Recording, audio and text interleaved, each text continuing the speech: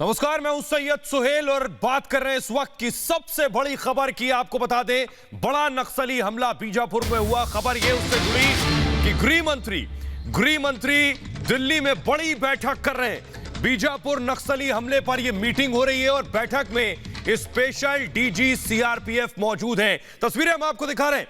गृह मंत्री इस बड़ी बैठक को लीड कर रहे हैं। डीजी सीआरपीएफ मौजूद है। आपको बता दें, गृह मंत्री फिलहाल प्रचार कर रहे थे और इस हमले के बाद फौरन दिल्ली वापस लौटे और मीटिंग बुला ली है। तस्वीरें आप देख रहे हैं होम मिनिस्टर अमित शाह की, और इस हाई लेवल मीटिंग में खुद डीजी सीआरपीएफ आप देख रहे हैं कि पहुंचे अभी इस मीटिंग में शामिल होने के लिए। और हमारे साथ पीयूष जुड़ रहे हैं इस खबर पर और ज्यादा जानकारी के साथ। पीयूष, अगर बता सके, तस्वीरें हम दिखा रहे हैं, लगभग 20 से ज्यादा जवान शहीद हुए। हाई लेवल मीटिंग गृह मंत्री के घर पर चल रही, क्या जानकारी आपके पास? जी बिल्कुल सैयद, आपको बता दें कि हाई लेवल मीटिंग इस वक्त जो है वो चल रही है गृह मंत्री अमित शाह के आवास पर। सीधी तस्वीरें एक बार आपको दिखा दें, सीधे तस्वीरें यहाँ पर गृह मंत्री के आवास की, जहाँ पर ये हाई लेवल मीटिंग चल रही है। डीजी सीआरपीएफ जो है वो इस वक्त रायपुर में मौजूद है, लेकिन उनकी जगह स्पेशल डीजी यहाँ पर पहुंचे हैं और अभी कुछ देर पहले ही वो यहाँ पर पहुंचे हैं। और हम बात कर रहे हैं, इस वक्त जो है वो यहाँ पर मीटिंग चल रही है। ये बड़ी बैठक जो है मानी जा रही है, क्योंकि इस हमले के बाद आपको जो है, इस बड़े हमले के बाद जो है अब यहाँ पर जो आला अधिकारी हैं एमएचए के वो पहुंचे हैं। यहाँ पर संजय चंदे जो स्पेशल डीजी हैं सीआरपीएफ के वो पहुंचे हैं। साथ साथ बड़ी बात ये है कि एमएचए के और आला अधिकारी जो है वो भी पहुंचे। तो कहीं ना कहीं हाई लेवल मीट इस वक्त जो है लगातार चल रही है गृह मंत्री अमित शाह के आवास पर। और दूसरी बड़ी बात सैयद इसमें यह है कि अपना दौरा, असम का जो दौरा था उसको छोटा कर गृह मंत्री अमित शाह अपने निवास स्थान पर पहुंचे और लगभग आधे घंटे पहले वो यहाँ पहुंचे थे। और उसके बाद लगातार जो अधिकारी हैं उनका आना शुरू हो गया। डीजी सीआरपीएफ जो है वो रायपुर में, वो कल वापस आएंगे। और इस वक्त जो है रायपुर में मौजूद रहते हुए वो आईजी लेवल के जो अधिकारी हैं उनसे टच में और सारी जानकारी प्राप्त कर रहे हैं। पीयूष हमारे साथ बने रहिए, इस खबर पर आपके पास आएंगे। बड़ी खबर पीयूष हमारे सहयोगी दे रहे हैं कि गृह मंत्री एक हाई लेवल मीटिंग ले रहे हैं। इसमें खुद सीआरपीएफ के डीजी मौजूद हैं और हमारे साथ अमित चौधरी भी न्यूज रूम से जुड़ रहे हैं। इसके अलावा हमारे साथ former DG CRPF Durga Prasad जुड़ रहे हैं, consulting editor strategic affairs major Gaurav Arya हमारे साथ जुड़ रहे हैं, लेफ्टिनेंट जनरल गुरमीत सिंह हमारे साथ जुड़ रहे हैं। सबसे पहले अगर डीजी सीआरपीएफ साहब आप ये बात बता सकें, आप फॉर्मर डीजी रहे, जो मीटिंग हो रही है, ये जो मीटिंग हो रही है अभी, होम मिनिस्टर जो मीटिंग ले रहे हैं, इस मीटिंग में क्या कुछ होने की संभावना है सर?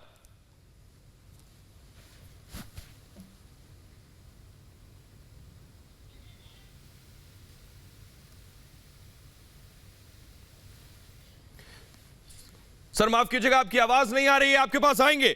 हमारे साथ खुद फॉर्मर डीजी सीआरपीएफ हैं, जो आपको सबसे बेहतर बताएंगे कि गृह मंत्री आखिर जो मीटिंग ले रहे हैं, हाई लेवल मीटिंग, इसमें क्या कुछ बातचीत, क्या कुछ चर्चा और कैसे नक्सलियों के खिलाफ आगे एक्शन लेना, इस पर बात होगी, उनसे बात करेंगे। लेकिन उससे पहले आपको बता दें कि बस्तर के आईजी सुंदर राज ने क्या कहा है, सुनिए जरा। उन सभी 20 जो जवानों का डेड बॉडी आज रिकवर की गए थे, उनमें से हेलीकॉप्टर के माध्यम से घटनास्थल से उनका बीजापुर या जबलपुर ले आया गया। अभी दोनों जगह में उनका पोस्टमार्टम और बाकी जो लिखा पढ़ी की कार्रवाई की जा रही है। कुल मिलाकर इस घटना में अब तक हमारा 20 जवान जो आज डेड बॉडी रिकवर किए थे, कल 2, कुल 22 जवानों का डेड बॉडी बरामद किए गए थे। अभी एक कोबरा का जो जवान मिसिंग है, उनका तलाश के लिए लगातार अभी भी अंदर पार्टी सर्चिंग की जा रही है। और घायलों की संख्या टोटल 31 हो गए थे। 31 में 13 घायल रायपुर में इलाज जारी है, बाकी 18 घायल बीजापुर डिस्ट्रिक्ट हॉस्पिटल में उनका इलाज जारी है। सभी घायलों की स्थिति सामान्य है, खतरा से बाहर बताया जा रहा है। फिर भी बेहतर इलाज के लिए कुल 13 लोग रायपुर में इलाजरत हैं और 18 लोग जिला हॉस्पिटल बीजापुर में उनका इलाज जारी है। अभी भी सर्चिंग जारी है, लेकिन अभी तक जो प्राथमिक जानकारी मिला उसी अनुसार हमारा 7 AK-47 और 1 LMG और 2 SLR ये वेपन्स अभी हम रिकवर नहीं कर पाए थे। केश्वर करके जो जम्मू कश्मीर के रहने वाला जो जवान है, जो कोबरा के जो मिसिंग है अभी। तो नक्सली हमले की इस बड़ी खबर पर आपको बता दें, गृह मंत्री बैठक ले रहे हैं। हमारे साथ खुद फॉर्मर डीजी सीआरपीएफ जुड़ रहे हैं। आपको बता दें, गृह मंत्री के साथ बैठक में डीजी सीआरपीएफ मौजूद हैं। दुर्गा साहब, अगर आप बता सकें कि क्या कुछ हो सकता है इस मीटिंग में। अमूमन इस तरह की घटनाओं के बाद क्या कुछ निर्देश दिए जाते हैं, क्या कुछ खुली छूट दी जाती है कि अब वक्त आ गया है, क्योंकि जो तस्वीरें आई वो इतनी विचलित करने वाली हैं, इतनी विभत्स हैं, जो भी देखे उसका खून खौल उठेगा। अब इस मीटिंग में जितने भी ऑफिसर्स गृह मंत्री के पास गए हुए हैं, ये बताएंगे कि किस तरह का कार्रवाई हुआ था, कैसे हुआ था और ये हादसा किस तरह से हुआ है, और इसके बाद किस तरह का प्लानिंग हो रहा है और how they would like to go forward tomorrow and day after tomorrow. तो एंटायर प्लानिंग के बारे में बताएंगे और जो होने वाला है उसके बारे में भी प्लानिंग के बारे में बताएंगे। जी मेजर, अब सवाल यह है कि बेशक वहां मीटिंग चल रही है, लेकिन अब देश में आक्रोश है, लोगों में बेपनाह गुस्सा है कि कभी 76 जवान, कभी 25 जवान, अब लगभग 20 से ज्यादा जवान। कब तक हम ये सब सहेंगे? और मेजर, उससे बड़ी चीज कि आप देखिए, नक्सलियों के पास एक्सएलआर, ग्रेनेड, एलएमजी, इस तरह के हथियार थे।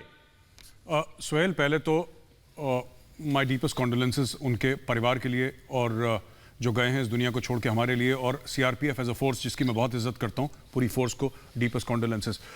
सुहेल, प्रॉब्लम कुछ और है, बात सिर्फ एसएलआर की नहीं है, बात सिर्फ AK-47 की नहीं है।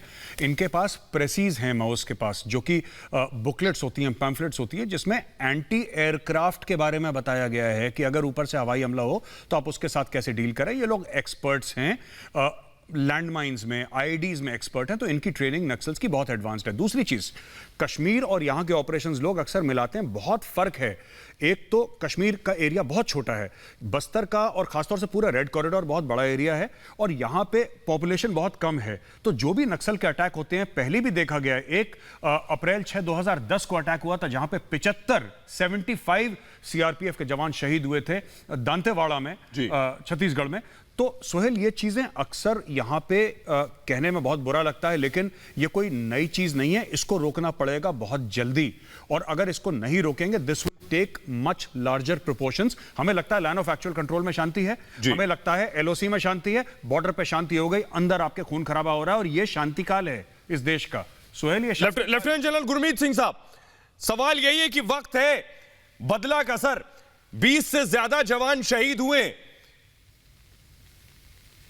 बिल्कुल, आपने ठीक कहा। देखिए, सबसे पहले तो ना तो ये एक्सेप्टेबल है, ना ही टॉलरेबल है ये बात, और ये अवश्य है कि कोई गलती हुई है, क्योंकि जिस प्रकार से ये एनकाउंटर हुआ है, जो नफरी में हुआ है, और जो अभी तक इनपुट्स आई हैं, यानी कि दिन के समय में हुआ है, नक्सलाइट की स्ट्रेंथ भी 250 से ज्यादा थी। उनके पास जो हथियार थे उनके बारे में अभी गौरव साहब बता रहे थे।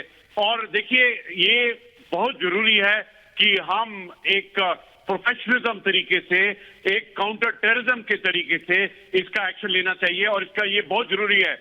और सबसे बड़ी बात है कि सबसे पहले देखें कि गलती क्या हुई है, और उसके बाद ना सिर्फ इन्वेस्टिगेशन पर छोड़ें, लेकिन एक्शन लिया जाए। लेकिन सबसे जो मुख्य बात यह है कि इसको एक प्रोफेशनल तरीके से और एक बहुत ही मैं कहूंगा कि एक बहुत ही ऑर्गेनाइज तरीके से, एक डेलिब्रेट तरीके से इसका जो एक सोल्यूशन है वो ढूंढना पड़ेगा।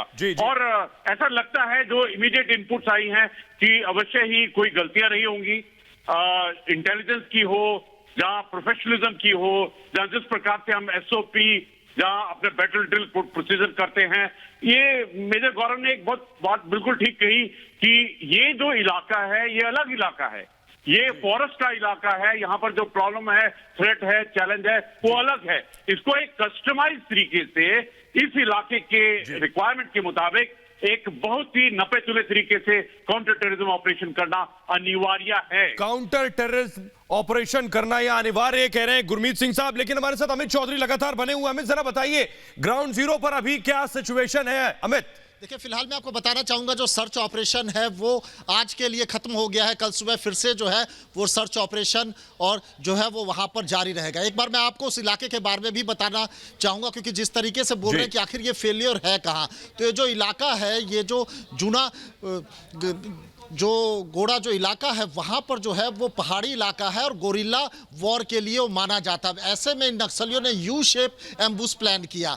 उसके अंदर लगातार जो सुरक्षाकर्मी है, लगातार जो पुलिस वाले थे, वो लगातार उसके अंदर फंसते चले गए और उसके बाद तीनों तरफ से उस पर अटैक होता है। ऊंचाई पर वो लोग थे, पहले से पोजीशन लेकर बैठे हुए थे, उनके पास आधुनिक हथियार थे। इसके बाद जब उन्होंने धावा बोला तो बचना उनके लिए मुश्किल हो गया। करीब हमें बताया जा रहा है कि जो जवानों की जो संख्या थी, करीब 700 जवान वहां पर थे।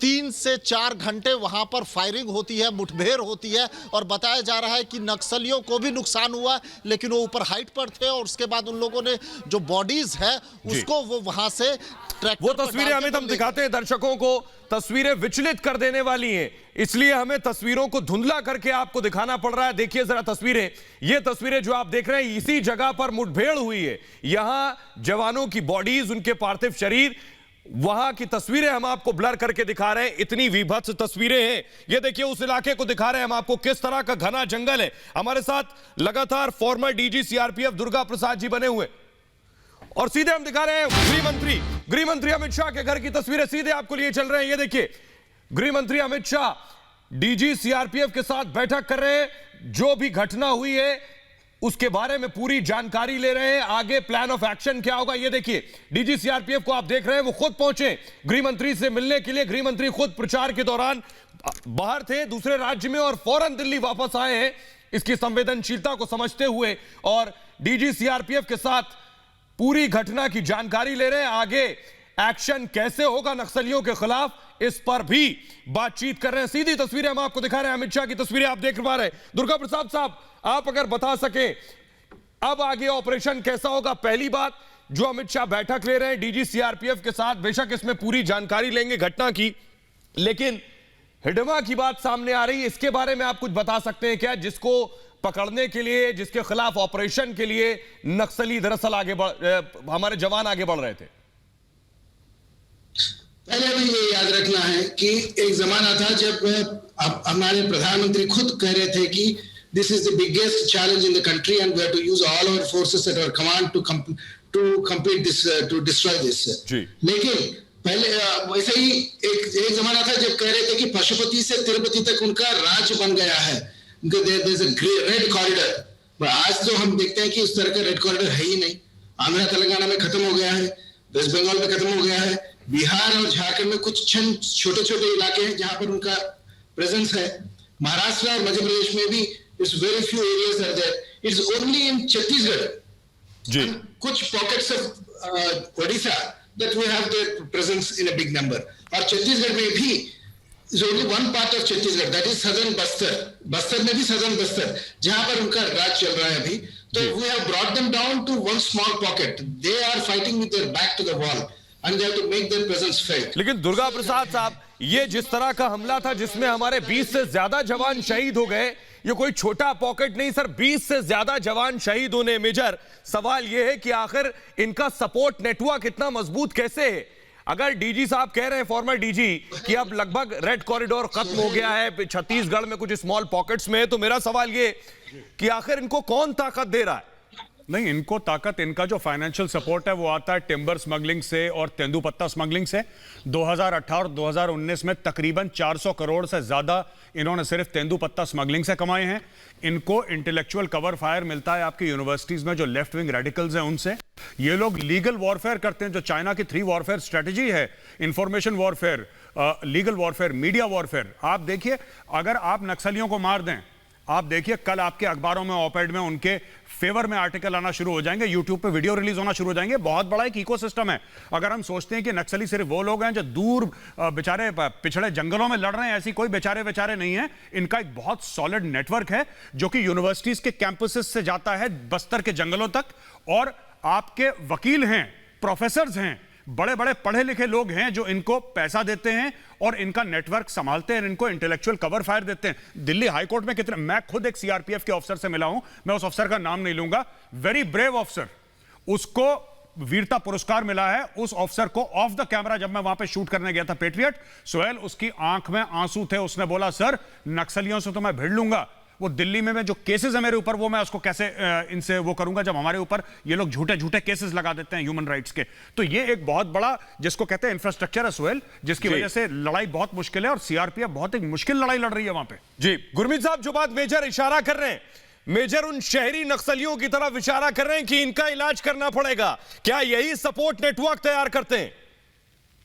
बिल्कुल मेजर गौरव ने ठीक कहा है। देखिए, इसको पूरे इनका जो तंत्र मंत्र है, इसको पूरे को देखना पड़ेगा। इसको ना केवल सिक्योरिटी के पॉइंट ऑफ व्यू से, लेकिन जो पॉलिटिकल है और मैं कहूंगा जो डेवलपमेंट पॉइंट है, जो इकोसिस्टम है, इस पूरे को देखना पड़ेगा। लेकिन आज के वक्त में, इस क्षण के ऊपर में सबसे बड़ी बात है सिक्योरिटी की। ये जो एनकाउंटर हुआ है और जिस प्रकार जो तादाद में जख्मी हुए हैं, जो शहादत हुई है, इसको देखना पड़ेगा कि ये ना हो। ये एक्सेप्टेबल नहीं है। इसके लिए बहुत जरूरी है कि हमारा इंटेलिजेंस, हमारा प्रोफेशनलिज्म, हमारा लीडरशिप किस प्रकार का काउंटर टेररिज्म करते हैं, क्या रिसोर्सेज वहां पे हमने दिए हैं और ये क्यों हुआ है। क्या हम सिर्फ इन्वेस्टिगेशन करते रहेंगे या एक्शन लेंगे और इस चीज को एकदम अप्रूव करेंगे, वो ज्यादा जरूरी है इस वक्त के अंदर में। आपने देखा कि किस प्रकार जो टेररिस्ट हैं, मैं तो इनको सर टेररिस्ट बोलता हूं और इसको एक काउंटर टेररिज्म की तरह ही देखना पड़ेगा। उनके 400 जो टेररिस्ट, मतलब 250 टेररिस्ट हैं, वो वहां पर इकट्ठा हो जाते हैं और हमको खबर नहीं है इस बात की। तो जो भी तरीका है, चाहे वो टेक्निकल तरीका है, चाहे वो साइबर इंटेलिजेंस है, या जो भी टेक्निकल इंटेलिजेंस है, हर एक जो एक सपोर्ट सिस्टम है वो इनको देना पड़ेगा हमारी सिक्योरिटी फोर्सेस को। और सिक्योरिटी फोर्सेस को प्रोफेशनलिज्म और लीडरशिप एकदम बिल्कुल तगड़ा करना पड़ेगा। अमित, आपको कुछ जानकारी मिल रही है? गुरमीत साहब बेशक बहुत सी चीज बता रहे हैं कि क्या क्या करने की जरूरत है लॉजिस्टिक सपोर्ट के लिहाज से। मेजर, अगर आप इसमें ऐड करें, मैं दुर्गा प्रसाद साहब से भी जोड़ लूं, उसके बाद अमित आपके पास आऊंगा। दुर्गा प्रसाद जी, आप मानते हैं जो बात मेजर भी कह रहे हैं कि लॉजिस्टिक सपोर्ट की जरूरत है बहुत ज्यादा, अगर हमें इनसे लड़ना है इनके गढ़ में? देखिए, जैसे गौरव साहब बता रहे थे, गौरव आर्या साहब बता रहे थे कि this is a different type of a battle. It's a guerrilla warfare. It is not something कि हमें पता है कि लाइन के उस पार जो आदमी है वो अपना दुश्मन है। ये जो गांव में जो लोग रहते हैं उनके साथ मिलजुल के उनके कपड़े में आते हैं, and so you can not fire on them straight away. लेकिन हमें जब तक आज के दिस ऑपरेशन जिसके बारे में आप बात कर रहे हैं अभी, तो there is a U shape formation में आए हैं और एम्बुश लगा के बैठे थे, और इसके वजह से जो भी नुकसान हुआ था एकदम नुकसान हो गया है। We need a lot of support, yes, there is no question about it. Like logistics, modern logistics, we need eyes in the air. So we need eyes in the air, and from there वहां से देखना पड़ेगा कि किस तरह का उनका भी अरेंजमेंट है, और then we have to make operations. But more important, we need to make roads in the entire area. ये इतने अंदरूनी इलाके हैं कि वहां सर रोड की जो आपने जिक्र किया सर, वो तो हमने देखा कि नक्सलियों ने कैसे खुद ही वो रोड उड़ा देते हैं। मेजर, जिस सपोर्ट की आप बात कर रहे हैं, लॉजिस्टिक सपोर्ट की, क्यों हम बार बार जब जो है हमारे जवान शहीद हो जाते हैं तब हम बात करते हैं, क्यों नहीं हम एयर ऑपरेशन कर रहे हैं जब वो इतने मजबूत होते चले जा रहे हैं, इतने अत्याधुनिक हथियार उनके पास है?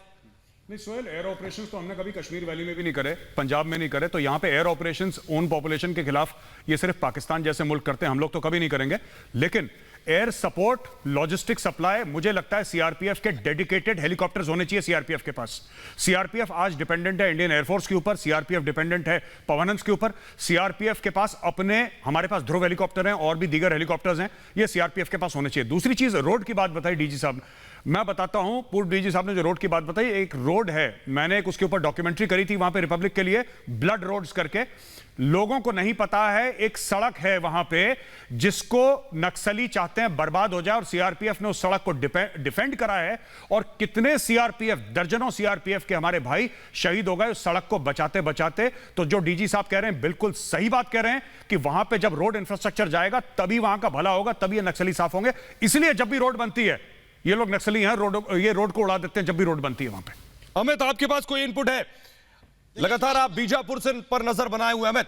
देखिए फिलहाल मैं आपको बताना चाहूंगा कि जिस तरीके से जो मूवमेंट की पूरी जो अटैक होता है, यानी कि 700 सुरक्षा कर्मियों पर अटैक होता है, तो कहीं ना कहीं लग रहा है कि कहीं ना कहीं ये मुखबरी हुई है। मुखबरी किसने की? क्योंकि देखिए वहां पर जो लोकल है, जो गांव के लोग हैं, गांव के पास जाकर के जोनागोड़ा जो गांव है वहां पर जाकर के ये मुठभेड़ होती है। तो क्या गांव के लोगों ने या जो लोकल है उन्होंने एक एक मूवमेंट की खबर जो है वो सुरक्षा बलों की वो इन नक्सलियों को दी थी? उसके बाद उन्होंने अपनी पूरी प्लानिंग की और जिस तरीके की स्ट्रैटेजी इन्होंने बनाई, क्योंकि यू शेप अम्बुश की बात की जा रही है, इसका मतलब था कि ये इनको पता था कि ये अंदर आ रहे हैं, इनको जानबूझ करके जंगल में और डीपर और अंदर जाने दिया गया। उसके बाद तीनों तरफ से घेर लिया गया। तो मतलब साफ है कि इनके पास एक एक इनकी मूवमेंट की जो है वो जानकारी मिल रही थी। अब ऐसे में ये भी इन्वेस्टिगेशन का विषय है कि वहां पर जो इनकी क्या ये खुफिया तंत्र की का फेलियर है या फिर जो गांव के लोग हैं, जो लोकल हैं, उन लोगों ने नक्सलियों की वहां पर मदद की। जी गुरमीत साहब, आपको क्या लगता है कैसे निपटने की जरूरत है? क्योंकि अमित बता रहे हैं कि लोकल सपोर्ट जो है वो उनके लिए बहुत मजबूत कड़ी साबित होता है। लोकल लेवल पर जो मुखबरी होती है, क्या हमारे इंटेलिजेंस लेवल पर भी कमियां रही हैं? ये देखिए, अभी शुरू की इनपुट्स हैं, लेकिन एक बात पक्की है कि ये इंटेलिजेंस फेलियर है, इसमें कोई शक नहीं होना चाहिए। ये काउंटर इंटेलिजेंस का फेलियर है और मैं कहूंगा इस इलाके के अंदर हमारा कॉन्टैक्ट और कनेक्ट बहुत पुख्ता होना चाहिए। ये नहीं हो सकता है कि आपको इलाके की इंटेलिजेंस पूरी नहीं है और आप वहां ऑपरेशन करने चले गए हैं। इसके लिए खास जो SOP, battle drill, battle procedure जो जंगल के अंदर में जो ऐसे वाली स्थिति के अंदर करने चाहिए वो करना जरूरी है। मैं तो कहूंगा देखिए, एक बात पक्की है, ये एक थ्रेट है, ये एक चैलेंज है और इसको एक प्रोफेशनल तरीके से, एक लीडरशिप से और बहुत नपे तुले तरीके की एसओपी और बैटल प्रोसीजर से करना पड़ेगा। और ना ये सिर्फ इन्वेस्टिगेशन का है, लेकिन इन्वेस्टिगेशन के बाद लेसन लर्न करके उसको रिवाइज करके उसको किस प्रकार से काउंटर टेररिज्म करना है और इस चैलेंज को खत्म करना है, ये हमारे लिए सबके लिए चुनौती है। क्या उसके लिए कुछ भी रिसोर्स लगे, कुछ भी डिसीजन लेना पड़े, लेकिन करना बहुत ही जरूरी है। मेजर ब्रेक के लिए लिखना है, आप कुछ बोलना चाह रहे हैं? जी, मैं तो ये कहना चाहता हूं सुहेल कि मैं छत्तीसगढ़ में रह चुका हूं सीआरपीएफ के साथ। मैंने देखा है बहुत जबरदस्त फोर्स है, जो कोबरा कमांडोज हैं, गजब का काम करते हैं। सॉलिड पीपल, सॉलिड सोल्जरिंग है उनमें, इसमें कोई शक नहीं है। लेकिन इस देश को, सीआरपीएफ को सपोर्ट करना जरूरी है। जितना सपोर्ट हमें करना है, करना चाहिए, हम लोग नहीं कर रहे सीआरपीएफ को। हमने सीआरपीएफ को वहां पे छोड़ दिया है कि ठीक है तुम जाके लड़ो। सारी की सारी नजर पाकिस्तान पे है, चीन पे है, और जो सीआरपीएफ के जवान लड़ रहे हैं उनकी तरफ ये देश नहीं देख रहा। देशवासियों को तो पता भी नहीं कि छत्तीसगढ़ में क्या हो रहा है। तो उधर भी देखिए जरा, जो सीआरपीएफ वाले अपनी जान हथेली में लेके हमारे और आपके लिए लड़ रहे हैं। तो ये शहादत बेकार नहीं जाएगी, बेशक बदला लिया जाएगा और कड़े जवाब के साथ ये बदला होगा। हमारे साथ बने रही सर, आपके पास एक बहुत ही छोटे से ब्रेक के लिए रुक रहे हैं, लौट रहे हैं कुछ ही पलों में।